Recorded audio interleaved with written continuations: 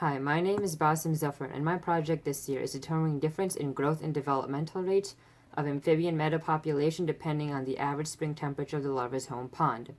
So this year I was really interested in doing an environmental science project because climate change has become a more prevalent issue in these past couple of years. I wanted to see how animals are naturally adapting to climate change.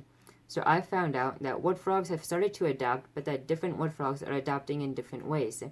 However, there are no papers I could find on how large the differences are and if they're causing any significant changes in the frogs.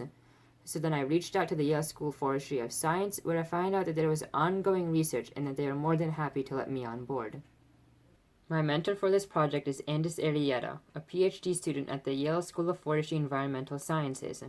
My mentor and other researchers collected wood frog eggs from 10 ponds in the Yale's Marist Forest in the summer and reared them through the larval stage in both a high temperature and a low temperature incubator.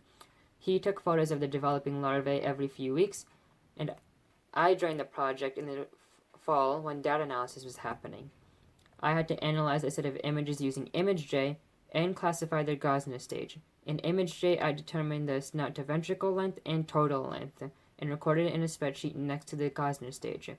I made my own timeline that my mentor approved, and we both worked on statistical analysis together.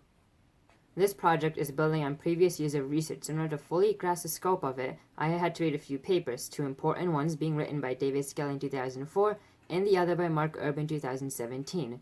Skelly's paper discovered that these wood frogs have a very broad niche and that they vary genetically at a large scale. It also talked about how they breed in these pools called vernal pools. These are ponds that are there in the spring but then evaporate by the summer. The frogs freeze over in the winter near these ponds, and then when it's time to breed, they're gonna thaw out and then grow and breed in these ponds.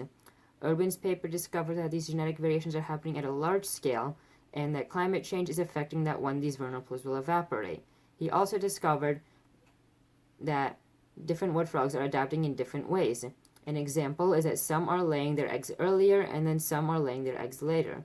This project will see how big those adaptations are and the possible effects that they have.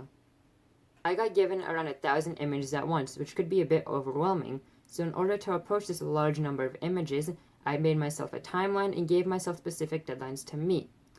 I developed a protocol for how I was going to analyze the images in ImageJ and how I was going to statistically analyze them.